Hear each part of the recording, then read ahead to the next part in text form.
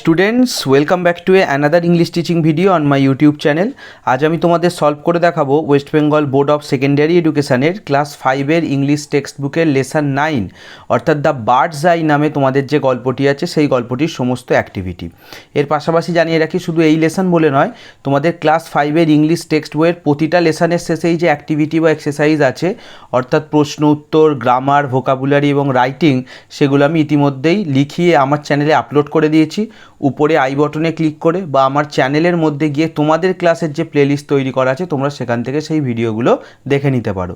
শুধু অ্যাক্টিভিটি নয়, তোমাদের ক্লাস 5-এর ইংলিশ টেক্সট বইয়ের প্রতিটা লেসন কিন্তু আমি লাইন বাই লাইন রিডিংয়ের সাথে বাংলা মানে ও ব্যাখ্যা সহ পড়িয়েও আমার চ্যানেলে আপলোড করে দিয়েছি উপরে আই বটনে, এবং তোমাদের ক্লাসের প্লেলিস্টে তোমরা সেই ভিডিওগুলোও পেয়ে যাবে।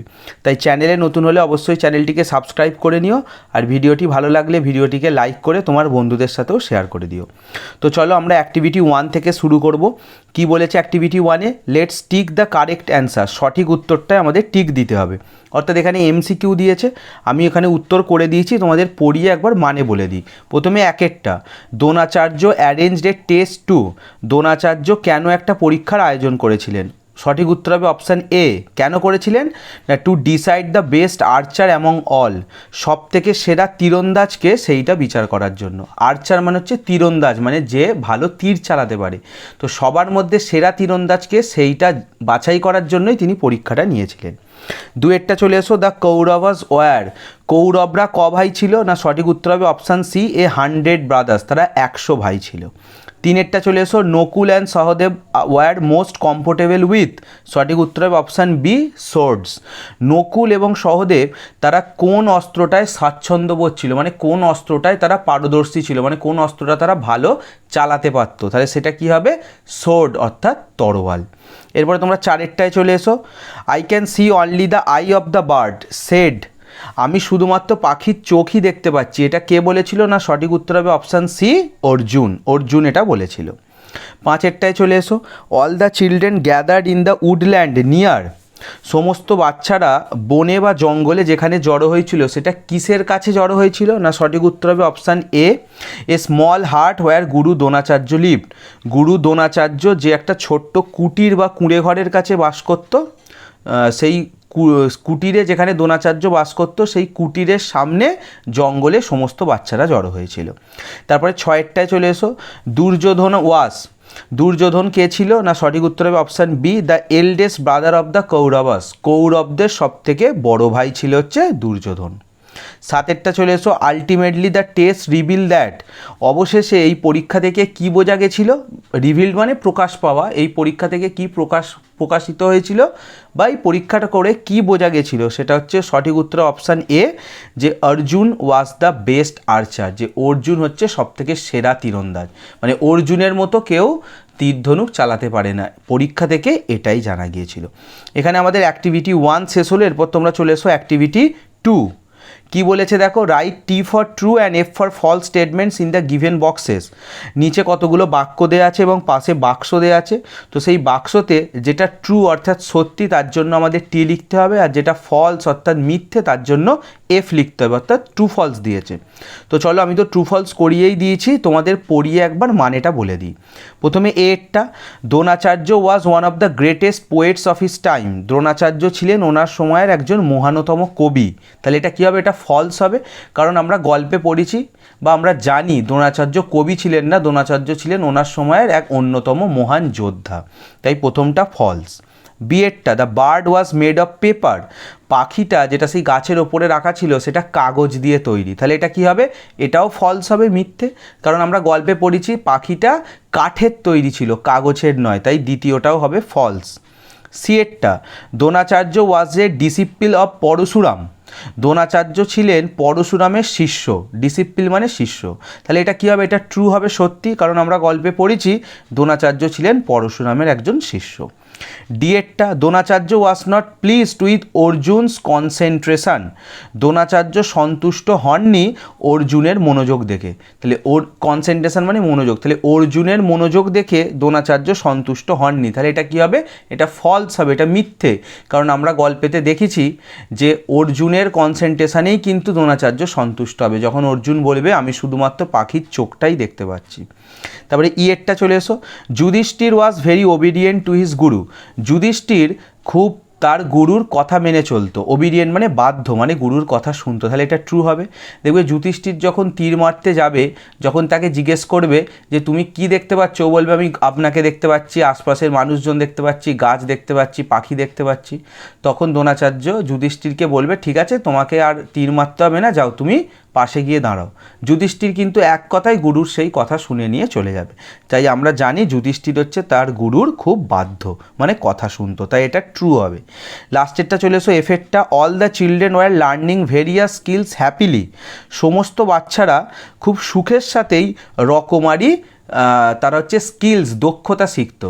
তাহলে বিভিন্ন ওখানে যে বাচ্চারা ছিল তারা বিভিন্ন রকমের অস্ত্রর কিন্তু তারা শিখতো। কে হচ্ছে গদা, কেউ হচ্ছে তরোয়াল, কেউ হচ্ছে বর্ষা, কেউ তীরধনুক। তাহলে প্রত্যেকেই বিভিন্ন বিভিন্ন রকমের কিন্তু শিক্ষা বা দক্ষতায় তারা পারদর্শী হয়ে উঠছিল। তাহলে এটা কি হবে? এটা হবে ট্রু, এটা সত্যি। তাহলে এখানে আমাদের অ্যাক্টিভিটি 2 বা ট্রু ফলস শেষ হলো। এরপর তোমরা চলে এসো অ্যাক্টিভিটি 3। কি বলেছে এখানে দেখো, fill in the chart with information from the text. Text থেকে ইনফরমেশন বা তথ্য নিয়ে আমাদের চার্টটা ফিল আপ করতে হবে। 1 ইজ ডান ফর ইউ, একটা করে দেওয়া আছে। তো চার্টে কি আছে আগে দেখি। দেখো বাঁ দিকে উপরে লেখা আছে নেম অফ দ্য প্রিন্স, অর্থাৎ রাজকুমারের নাম, আর ডান দিকে উপরে লেখা আছে হিজ ফেভারিট উইপন, তার যে প্রিয় অস্ত্র সেটা লিখতে হবে। তাহলে যেখানে রাজকুমারের নাম লেখা আছে তার প্রিয় অস্ত্রটা লিখতে হবে, আর যেখানে অস্ত্রের নাম লেখা আছে সেখানে রাজকুমারের নাম লিখতে হবে। দেখো প্রথমটা করে দেওয়া আছে, ওপরে লেখা আছে 1 ইজ ডান ফর ইউ।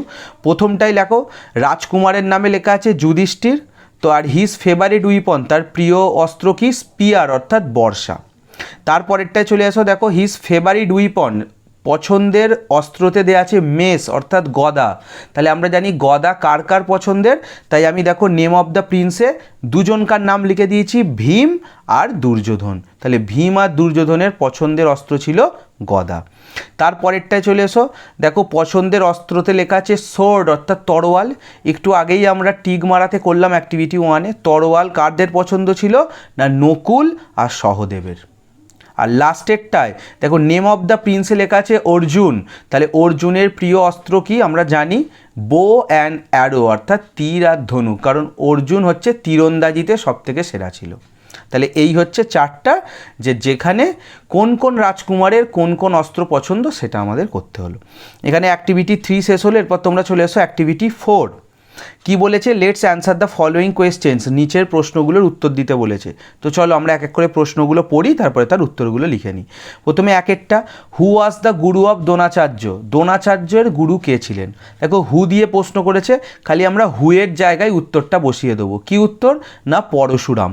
বলে পুরো প্রশ্নটা লিখে নাও যে Parashuram was the Guru of Dronacharya, যে পরশুরাম ছিলেন গুরু দ্রোণাচার্যেরও, পরশুরাম ছিলেন দ্রোণাচার্যেরও গুরু, যদিও দ্রোণাচার্যকেও গুরু বলা হয়, তো ওনার গুরু ছিলেন পরশুরাম। দুয়েরটা, হোয়ার ওয়াজ দ্য বার্ড প্লেসড? পাখিটাকে কোথায় রাখা হয়েছিল? দেখো হোয়ার ওয়াজ পাস্ট টেন্সে প্রশ্ন করেছে, আমরা হোয়ার ওয়াজটা বাদ দিয়ে দ্য বার্ড থেকে লিখবো, দ্য বার্ডের পরে ওয়াজটাকে দিয়ে দেবো, কারণ এটা প্যাসিভ ভয়েসে লিখতে হবে। তাহলে দেখো আগে প্রশ্ন থেকে লিখে নিলাম দ্য বার্ড ওয়াজ প্লেসড, পাখিটাকে রাখা হয়েছিল। বলে এবার উত্তরটা লিখেছি, কোথায় রাখা হয়েছিল? না on one of the trees in the woodland, সেই জঙ্গলের একটি গাছেতে পাখিটাকে রাখা হয়েছিল। তিনেরটায় চলে এসো, what did Yudhishthir see? Yudhishthir কি দেখেছিল? দেখো ডিড দিয়ে প্রশ্ন করেছে, মনে রাখবে ডিড দিয়ে প্রশ্ন করলে পাস্ট টেন্সে লিখতে হয়।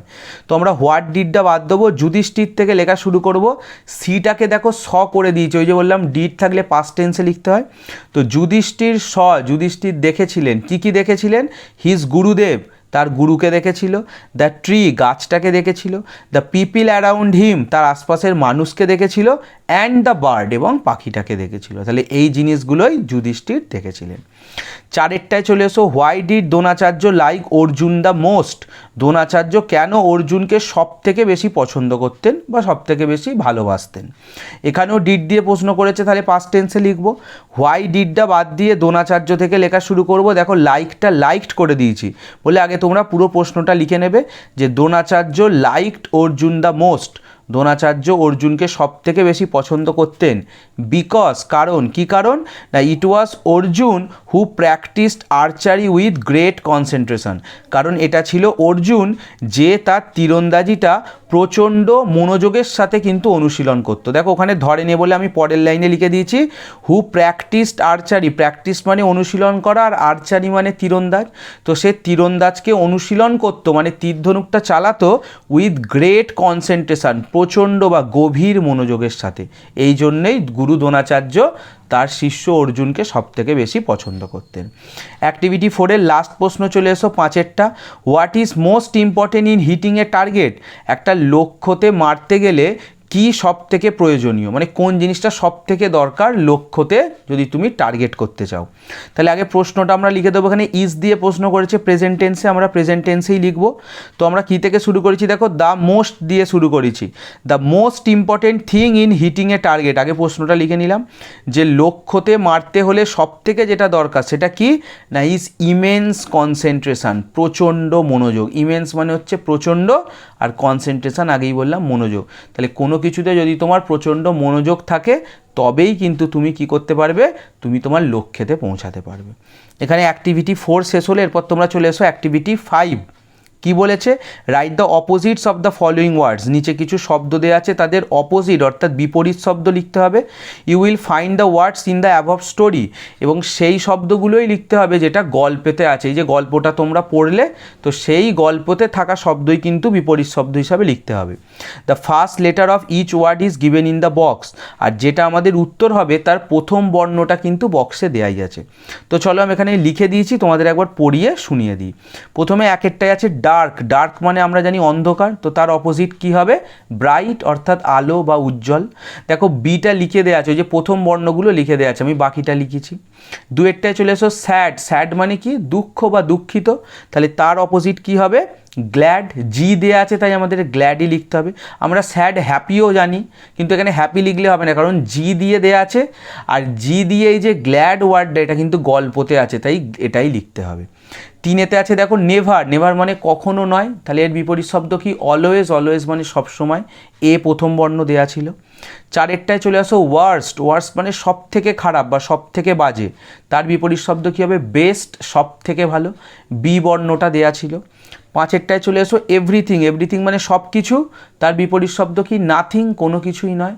দেখো প্রথম বর্ণ এন দেয়া ছিল।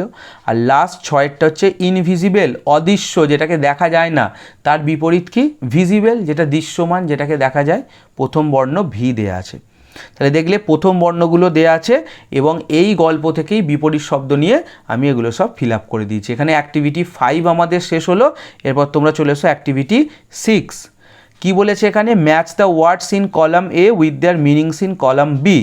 নিচে দেখো দুটো কলাম দেওয়া আছে, কলাম এ কলাম বি। আমাদের এক দিকের মানের সাথে অন্য দিকের মানের ম্যাচিং করতে হবে, মানে এগুলো সব সমার্থক শব্দ দেওয়া আছে, আমাদের ম্যাচ করে দিতে হবে। আমি অ্যারো দিয়ে করে দিয়েছি, পড়ে তোমাদের মানেগুলো বলে দিই। প্রথমে দেখো কলাম এতে আছে ডিসিপলস, সেটা কি করেছি, বি কলামের স্টুডেন্ট, দুটোই মানে হচ্ছে শিষ্য বা ছাত্র। 2-এরটা চলে এসো রয়্যাল। রয়্যালটা কোনটা করেছি দেখো, ম্যাজেস্টিক, দুটো মানেই হচ্ছে রাজকীয়। 3-এ আছে দেখো ইমেন্স। ইমেন্সটা কি করেছি, হিউজ। ইমেন্স মানে হয় প্রচণ্ড, আর হিউজ মানেও খুব। 4-এ আছে সাইলেন্স। সাইলেন্স মানে নীরব বা চুপ করে যাওয়া, তাহলে সেটা কি হয়েছে দেখো, বি কলামের কেপ্ট কোয়াইট, মানে চুপ করে যাওয়া বা শান্ত হয়ে যাওয়া। 5-এ ছিল টার্গেট। টার্গেট মানে লক্ষ্য। টার্গেটটা কি হয়েছে দেখো, বি কলামের একদম প্রথমেরটা গোল, অর্থাৎ লক্ষ্য বা উদ্দেশ্য। তারপরে আছে প্রমিনেন্টলি। প্রমিনেন্টলিটা কি হচ্ছে, ডিস্টিংলি। প্রমিনেন্টলি আর ডিস্টিংলি মানে হচ্ছে বিশেষভাবে, মানে ওটাকে বিশেষ করে বা একদম জোর দিয়ে বলা হচ্ছে, সেটাকে বলা হয়। আর লাস্টে হচ্ছে অবজার্ভড। অবজার্ভড মানে লক্ষ্য করা। দেখো বি কলামের কোনটা হচ্ছে, নোটিসড। নোটিসড মানে হচ্ছে লক্ষ্য করা। তোমরা পাশাপাশিও লিখে নিতে পারো, আমি এখানে অ্যারো দিয়ে বা তীর চিহ্ন দিয়ে কোনটার কি উত্তর হবে সেটা করে দিয়েছি, এবং তোমাদের মানেগুলো ওয়ার্ডের বলে দিলাম। এখানে অ্যাক্টিভিটি 6 শেষ হলে এরপর তোমরা চলে এসো অ্যাক্টিভিটি 7। কি বলেছে, let's fill in the gaps with words given in the box. পাশে দেখো বাক্সতে কিছু শব্দ দেওয়া আছে, সেগুলো দিয়ে আমাদের শূন্যস্থান পূরণ করতে হবে। তো চলো আমি শূন্যস্থান পূরণ করে দিয়েছি, তোমাদের একবার পড়িয়ে দিই। প্রথমে 1-এরটা, we were surprise to hear the sad news. প্রথমটা হবে সারপ্রাইজড, মানে অবাক হওয়া। আমরা এই দুঃখের খবরটা শুনে খুব অবাক হয়েছিলাম।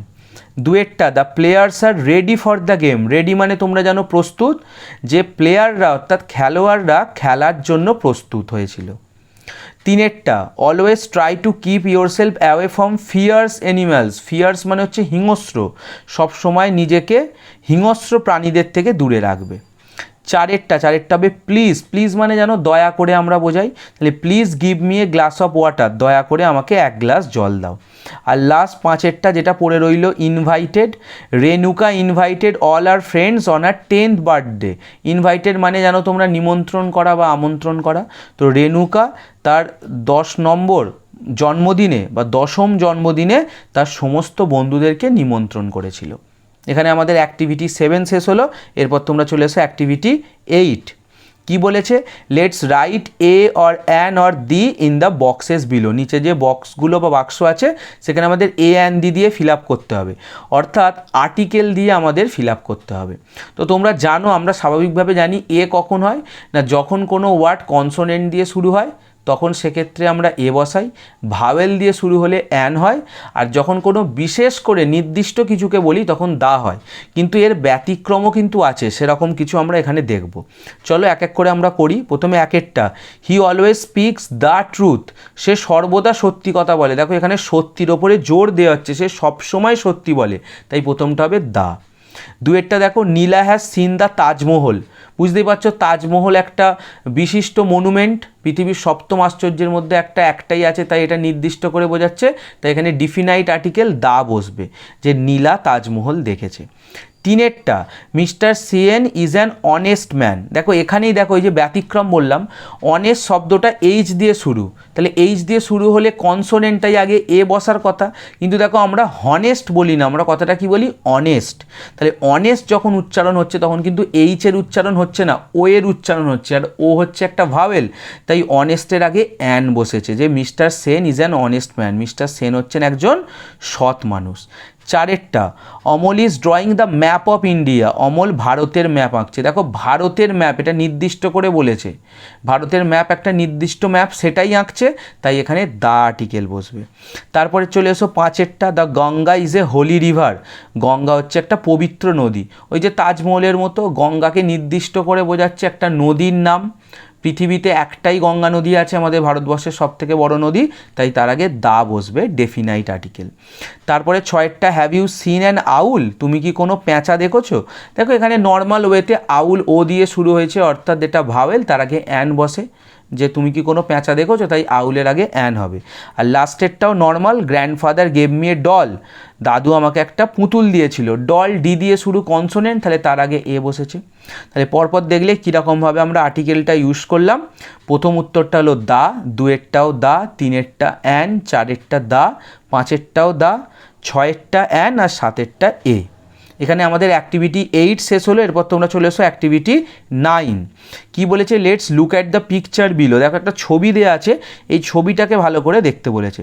দেখো ছবিটায় কি দেখতে পাচ্ছি, ঘরের মাঝখানে একটা টেবিল রাখা, টেবিলের ওপর একটা ফুলদানি রাখা, ফুলদানিতে কিছু ফুল আছে, টেবিলের নিচে একটা কুকুর শুয়ে আছে, টেবিলটার পাশে একটা বিড়াল দেখো মেঝেতে হাঁটাহাঁটি করছে, উপরে একটা পাখা ঝুলছে, আর যে দরজাটা খোলা আছে দরজাটার পাশে কিন্তু একটা বুক সেলফ অর্থাৎ বইয়ের তাক আছে। এই ছবিটা দেখে আমাদের অ্যাক্টিভিটি 9-এ দেখো এর পরে দিয়েছে, let's fill in the blanks with words from the box and describe the room. নিচে দেখো হলুদ কালিতে আমাদের কিছু হেল্প বক্সে ওয়ার্ড দেওয়া আছে, এগুলো সবই হচ্ছে প্রিপোজিশন। আমরা আগের অ্যাক্টিভিটি 8-এ করলাম আর্টিকেল, এখানে দিয়েছে প্রিপোজিশন, তো এই প্রিপোজিশনের সাহায্যে আমাদের শূন্যস্থান পূরণ করতে হবে এবং ঘরটাকে বর্ণনা দিতে হবে, যে ডেসক্রাইব দ্য রুম, ওই যে ছবিটায় যা যা কিছু দেখে বললাম সেইভাবেই আমাদের এটা ফিল আপ করতে হবে। তো চলো আমি ফিল আপ করেছি, তোমাদের পড়িয়ে এটা বুঝিয়েও দিই। প্রথমে একেরটা, there is a table at the centre of the room, টেবিলটা কোথায় আছে, ঘরের একদম মাঝখানে, সেন্টার, দেখো ওই জন্য আমরা ওখানে অ্যাড বসিয়েছি, ঘরের মাঝখানে আছে। দুয়েরটা, there is a vase on the table, টেবিলের ওপর একটা ভাস, ভাস মানে ফুলদানি, দেখো ফুলদানিটা টেবিলের ওপরে আছে, তাই এখানে কোন প্রিপোজিশন বসলো, অন। তিনে, সাম ফ্লাওয়ার্স আর ইন দ্য ভাস, আবার সেই ফুলদানির মধ্যে কিছু ফুল আছে, তাহলে এখানে কোন প্রিপোজিশন বসবে, ইন, কারণ ফুলগুলো কিন্তু ওই ফুলদানির মধ্যে আছে। চারেরটা, a dog is lying under the table, একটা কুকুর সেই টেবিলের নিচে শুয়ে আছে, কুকুরটা কোথায় শুয়ে আছে, দেখো টেবিলের নিচে, তাই আন্ডার, আন্ডার মানে হচ্ছে নিচে। 5এরটা a fan is hanging from the ceiling, একটা পাখা কোথা থেকে ঝুলছে না সিলিং থেকে ঝুলছে, ফ্রম মানে থেকে, তাই 5এরটা হবে ফ্রম। আর 6 a book shelf is beside the door, বইয়ের তাকটা কোথায় আছে, দরজার পাশে, বিসাইড মানে হচ্ছে পাশে, ছবিটাতে দেখো দেখতে পাবে। আর লাস্ট যেটা পড়ে রইল 7এরটা a cat is walking into the room, একটা বিড়াল কি করছে সেই ঘরের মধ্যে ঘোরাঘুরি করছে। তাহলে এই হচ্ছে সঠিক প্রিপোজিশন। প্রথম 1এরটা অ্যাট, 2এরটা অন, 3এরটা ইন, 4এরটা আন্ডার, 5এরটা ফ্রম, 6এরটা বিসাইড আর 7এরটা ইনটু। দেখবে এটা এইভাবেই করা হলো, ওই যে ছবিতে যেরকমভাবে দেখা হয়েছে সেইভাবেই প্রিপোজিশনগুলো সাজানো হলো। এখানে আমাদের অ্যাক্টিভিটি 9 শেষ হলো, এরপর তোমরা চলে এসো অ্যাক্টিভিটি 10। কি বলেছে, সাম ওয়ার্ডস আর গিভেন বিলো, নিচে কিছু শব্দ দেওয়া আছে, let's put a tick beside those words which are adverbs, যেগুলো অ্যাডভার্ব তাদের পাশে টিক দিতে হবে। তোমরা হয়তো জানো অ্যাডভার্ব কাকে বলে, তাও বলে দিই, যেটা ভার্ব, অ্যাডজেক্টিভ বা অন্য কোনো অ্যাডভার্বকে মডিফাই করে, তাকে আরও নির্দিষ্ট করে বোঝায়, সেগুলোকে অ্যাডভার্ব বলে। দেখবে বেশিরভাগ অ্যাডভার্ব যেগুলো ফ্রিকোয়েন্সি বোঝায় তার আগে কিন্তু এলওয়াই যোগ হয়ে থাকে। আমরা নর্মাল অ্যাডভার্ব যখনই দেখবে এলওয়াই যার সাথে যোগ আছে সেটা কিন্তু অ্যাডভার্ব হয়। এছাড়া দেখবে কোনো সময় বা জায়গা বোঝাতেও কিন্তু অ্যাডভার্ব ব্যবহার হয়। তো এখানে কোনটা কোনটা অ্যাডভার্ব হবে দেখো, 1এরটা সাইলেন্টলি, দেখো নীরবে, এখানে এলওয়াই যোগ আছে বুঝতে পারছো, তাহলে এটা অ্যাডভার্ব। নাও, নাও মানে এখন, দেখো একটা সময় বোঝাচ্ছে, এটা হবে অ্যাডভার্ব। 4এরটা শুন, শুন মানে শীঘ্রই, এখানেও একটা সময় বোঝাচ্ছে, এটাও অ্যাডভার্ব। তারপরে 6এরটা অনলি, অনলি মানে শুধুমাত্র, এটা অ্যাডভার্ব। 8এরটা নিয়ার, নিয়ার মানে কাছে, দেখো একটা প্লেস বা পজিশান বোঝাচ্ছে, তাহলে এটা একটা অ্যাডভার্ব। আর লাস্টেরটা 10এরটা এক্স্যাক্টলি, একদম সঠিকভাবে, এটা হচ্ছে একটা অ্যাডভার্ব। তাহলে কোন কোনগুলো অ্যাডভার্ব হলো, 1এরটা সাইলেন্টলি, 2এর নাও, 4এ শুন, 6এরটা অনলি, 8এরটা নিয়ার আর 10এরটা এক্স্যাক্টলি, এই 6টা শব্দ হচ্ছে এখানে অ্যাডভার্ব। এখানে আমাদের অ্যাক্টিভিটি 10 শেষ হলো, এরপর তোমরা চলে এসো অ্যাক্টিভিটি 11। কি বলেছে, let's fill in the blanks with the adverbs given below. এখানে দেখো কিছু অ্যাডভার্ব নিচে দেওয়া আছে, সেই অ্যাডভার্বের সাহায্যে এবার আমাদের শূন্যস্থান পূরণ করতে হবে। তো চলো আমি শূন্যস্থান পূরণ করে দিয়েছি, পড়িয়ে তোমাদের মানে বলে দিই। প্রথমে 1এরটা, we open the lid of the box carefully, আমরা বাক্সটার ঢাকনা খুলেছিলাম সতর্কভাবে, কেয়ারফুলি মানে সতর্কভাবে, মানে কীভাবে খুলেছিলাম, সতর্কভাবে, দেখো এলওয়াই যোগ আছে এতে। 2এরটা, the man was very poor, মানুষটি খুবই গরিব, এই যে ভেরি দেখো জোর দিয়ে বলছে মানুষটি খুবই গরিব, বাট হি লিভড অনেস্টলি, কিন্তু সে সততার সাথে বাস করে, অনেস্টলি মানে সততার সাথে, এখানেও দেখো এলওয়াই যোগ আছে। 3এরটা, we should always try to help others, আমাদের সবসময় উচিত অন্যদের সাহায্য করা, এই যে অলওয়েজ সব সময়, একটা সময় বোঝাচ্ছে, সব সময় অন্যদের সাহায্য করা উচিত। 4এরটা, yesterday there was an accident near Renu's house, গতকাল রেনুর বাড়ির সামনে একটা অ্যাক্সিডেন্ট ঘটেছে, বা বাড়ির কাছে, এই যে নিয়ার মানে কাছে, ওই যে বললাম না একটা জায়গা বা পজিশান বোঝাচ্ছে, কোথায় হয়েছে না রেনুর বাড়ির কাছে, তাই এখানে নিয়ার হবে। 5এরটা, soldiers fight bravely for their country, সৈন্যরা তাদের দেশের হয়ে সাহসিকতার সঙ্গে লড়াই করে, ব্রেভলি সাহসিকতার সাথে, কেমনভাবে লড়াই করে না সাহসের সাথে, এখানেও দেখো এলওয়াই যোগ আছে। আর লাস্টেরটা 6এরটা একটাই পড়ে রইল, আই নেভার ওয়েন্ট টু এ জু, আমি কখনো চিড়িয়াখানায় যাইনি, তাহলে কখনো যাইনি এটাও একটা কিন্তু সময় বা ফ্রিকোয়েন্সির কথা বলেছে, যে আমি একবারও বা কখনো চিড়িয়াখানায় যাইনি। তাহলে প্রথমে 1এরটা হলো কেয়ারফুলি, 2এরটা দুটো আছে, একটা ভেরি একটা অনেস্টলি, 3এরটা অলওয়েজ, 4এরটা নিয়ার, 5এরটা ব্রেভলি আর 6এরটা নেভার। এখানে আমাদের অ্যাক্টিভিটি 11 শেষ হলো। এরপর আজকের আমাদের লাস্ট অ্যাক্টিভিটি, এটা অ্যাক্টিভিটি নয়, জাস্ট একটা ছবি দিয়েছে, আগে তোমরা ছবিটা ভালো করে দেখে নাও। প্রত্যেকটা ছবির নিচে দেখো একটা করে মার্ক করা আছে, নাম্বারিং দেওয়া আছে। আচ্ছা তার আগে এখানে বলে দিই এই ছবিটা কী সম্বন্ধে, দেখো এখানে বলে দিয়েছে লেটস ওয়ার্ক টুগেদারে, let's look at the set of pictures below, আগে ছবিগুলো আমরা দেখব। The pictures are telling us a story, এটা একটা গল্প বলছে, ছবিগুলো একটা গল্প বলছে। It is a story from Betal Panchavimshati, এটা বেতাল পঞ্চবিংশতির একটা গল্প, ওই যে সেই বিক্রম বেতালের তোমরা কার্টুন হয়তো দেখেছো, সেখান থেকে এটা নেওয়া হয়েছে। প্রত্যেকটা ছবি দেখে নাও, ছবিগুলোর নিচে নিচে দেখো একটা করে নাম্বারিং দেওয়া আছে, 1 2 3 4 5 6 7 8 9 আর 10 11 12। তো এই যে ছবিগুলো আমরা দেখলাম, এবারে কি বলেছে দেখো, look at the sentence below, এখানে কিছু বাক্য দিয়েছে, they are not in the order, এগুলো ঠিকঠাকভাবে সাজানো নেই। Arrange them serially according to the order of the pictures in page 103। তাহলে 103 নম্বর পাতায় যে ওই ছবিটা দেওয়া আছে, ওই ছবিগুলো দেখে আমাদের এখানে বাক্যগুলো ঠিকঠাকভাবে সাজাতে হবে। অর্থাৎ কোন ঘটনাটা কিভাবে ঘটেছে, ওখানে যেমন 1 2 3 করে দেওয়া আছে, আমাদের এইখানে ওই ছবিগুলো দেখে তার পাশে পাশে লিখতে হবে। 1 ইজ ডান ফর ইউ, একটা আমাদের জন্য করে দেওয়া আছে। তো চলো আমি এক এক করে বলি। প্রথমে 1 কোনটায় করে দেওয়া আছে আর গল্পটাও তোমাদের একবার শুনিয়ে দিই। 1 নম্বর কোনটা হবে দেখবে তোমরা ছবির সাথে মেলাবে, বুঝতে পারবে। Betal put forward a puzzle to Vikram, Betal বিক্রমকে একটা ধাঁধা জিজ্ঞেস করলো বা তার সামনে একটা ধাঁধা রাখলো। 2 নম্বর ঘটনা কি হয়েছে, a woman called Lilavati married a thief, Lilavati নামে এক মহিলা সে একটা চোরকে বিয়ে করেছিল, and the thief decided to give up stealing, এবং চোরটা ঠিক করলো সে চুরি করা ছেড়ে দেবে।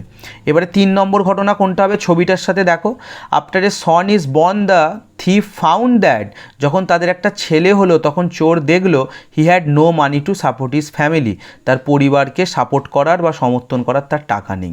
এরপর 4 নম্বর ছবিটা এখানে হবে দেখো, he went back to stealing, তাই সে আবার চুরি করতে গেল। 5 নম্বর ছবিটা লক্ষ্য করো, দেখো সে মরে গেছে, দ্য থিভ ডায়েড, সেই চোরটা মারা গেল। এবার 6 নম্বর ঘটনা ছবির সাথে মিলিয়েই করেছি, লীলাবতী ম্যারিড এ বিজনেসম্যান, এবার লীলাবতী একটা ব্যবসায়ীকে বিয়ে করলো। 7 নম্বর ঘটনায় ছবিটা দেখো কি হলো, but the young boy could not make out, কিন্তু ছোট বাচ্চাটা, সে যে আগের পক্ষের বাচ্চা, সেই চোরের ছেলেটা এবং লীলাবতীর ছেলে, could not make out which pair of hand was his father, সে বুঝতে পারলো না কোনটা তার বাবার হাত। He recalled his mother once mentioning his real father, কারণ তার মনে পড়লো তার মা একবার তাকে মনে করিয়েছিল তার আসল বাবার কথা, তাহলে তাকে বলেছিল যে তার আগের বাবা, আর এর পরে বিয়ে হওয়ার পর এটা তো তাহলে সম্পর্কে তার সৎ বাবা, তাই এই বাবার হাতটা সে চিনতে পারলো না। এবার 8 নম্বর ঘটনা কোনটা হয়েছে দেখো, ছবিটা দেখলে বুঝতে পারবে, the businessman loved his family, কিন্তু সেই ব্যবসায়ীটা তার পরিবারকে ভালোবাসতো, and reared the child well, শিশুটাকে খুব ভালো করে মানুষ করে তুললো। The child grew up and took charge of the business, ছেলেটি বড় হয়ে ব্যবসার সব দায়িত্ব নিল। এরপরে 9 নম্বর ঘটনা কি হলো দেখবে, দুজনেই মারা গেছে, Lilavati and the businessman died, Lilavati এবং সেই ব্যবসায়ী মারা গেছে। 10 নম্বরে কি হলো, the young boy came to a river side to perform the last rite, তো শেষকৃত্য সম্পন্ন করার জন্য, মানে মারা গেলে যেটা হয়, ছেলেটি একটা নদীর তীরে বা ধারে এলো। 3 pair of hands came out claiming of the offering, তো সেইটা নেবে বলে ওই যে শেষকৃত্যের যে প্রদানটা দিচ্ছে, 3 জোড়া হাত উঠে এলো। 3 জোড়া হাত মানে বুঝতেই পারছো, একটা তার মায়ের, একটা তার আগের পক্ষের বাবার, একটা এই পক্ষের বাবার। The boy recognised his mother hands, ছেলেটা তার মায়ের হাতটা চিনতে পারলো। তারপরে 11 নম্বরে কী হলো, একদম লাস্টেরটা, Betal stop the story and asked Vikram, এই সময় বেতাল গল্প থামিয়ে বিক্রমকে জিজ্ঞেস করলো, now tell me which father was finally given the offering, এবার তুমি আমাকে বলো কোন বাবাটা শেষমেশ তাহলে সেই প্রদান পাবে, মানে ওই শেষকৃত্যের যে প্রদান সে কে পাবে। এবারে লাস্ট 12 নম্বর কী হলো, বিক্রম রিপ্লাইড, এই সময় বিক্রম উত্তর দিল, দ্য বিজনেসম্যান, ব্যবসায়ীটা, as he loved and brought up the child, কারণ সেই তো ভালোবেসে শিশুটাকে মানুষ করেছে। বেতাল ফ্লিউ অ্যাওয়ে, বেতাল উড়ে চলে গেল। তাহলে দেখো যতই মানুষ করুক কিন্তু তার আসল বাবা কিন্তু সেই আগে যে চোর ছিল সে। তো এখানে তাহলে আমাদের এই যে অ্যাক্টিভিটিটা ছিল, অ্যাক্টিভিটি 11-এর পরে ছবিটা, সেটাও আমি সলভ করে দিলাম, এবং তার সাথে সাথে তোমাদের এই লেসনের সমস্ত অ্যাক্টিভিটি আমি কিন্তু করিয়ে দিলাম। ভিডিওটি ভালো লাগলে ভিডিওটিকে লাইক করো, কমেন্ট করে জানিও কেমন লাগলো। তোমাদের একটা কমেন্ট আমাকে আরও মোটিভেট করে, আমাকে এনকারেজ করে এরকম ভিডিও করার জন্য। দেখো আমি একটানাই 28-29 মিনিট ভিডিও করছি, আমি কোনো রকম এডিট করি না, তাই একটানাই একভাবে বলে যাই। তোমরা একটা কমেন্ট করলে খুব ভালো লাগে। তাছাড়া যদি কারোর কোনো জায়গায় বুঝতে অসুবিধা হয়, কোনো কিছু প্রশ্ন নিয়ে কোনো ডাউট থাকে, বা কোনো রকম তোমাদের প্রশ্ন থাকে, বুঝতে অসুবিধা হয়, সেটাও কমেন্ট সেকশানে জানিও, আমি রিপ্লাই করে সলভ করে দেবো। এবং ভিডিওটি ভালো লাগলে তোমার বন্ধুদের সাথেও শেয়ার করো। চ্যানেলে নতুন হলে অবশ্যই চ্যানেলটিকে সাবস্ক্রাইব করে নিও। আমি আগেই বললাম তোমাদের ক্লাস 5-এর ইংলিশ টেক্সট বইয়ের ইংরাজির সমস্ত কিছু কিন্তু তোমরা আমার চ্যানেলে পেয়ে যাবে। সে লাইন বাই লাইন রিডিংয়ের সাথে বাংলা মানে ও ব্যাখ্যা সহ পড়ানো হোক, কি প্রতিটা লেসনের শেষে যে অ্যাক্টিভিটি বা exercise, grammar, vocabulary, writing skill, সবই কিন্তু তোমরা আমার চ্যানেলে পেয়ে যাবে। তো চলো আজকে এখানেই শেষ করলাম। খুব শীঘ্রই দেখা হবে তোমাদের সাথে তোমাদের ক্লাসের আরেকটি ভিডিও নিয়ে। ততক্ষণের জন্য সকলে ভালো থেকো, সুস্থ থেকো। Good bye.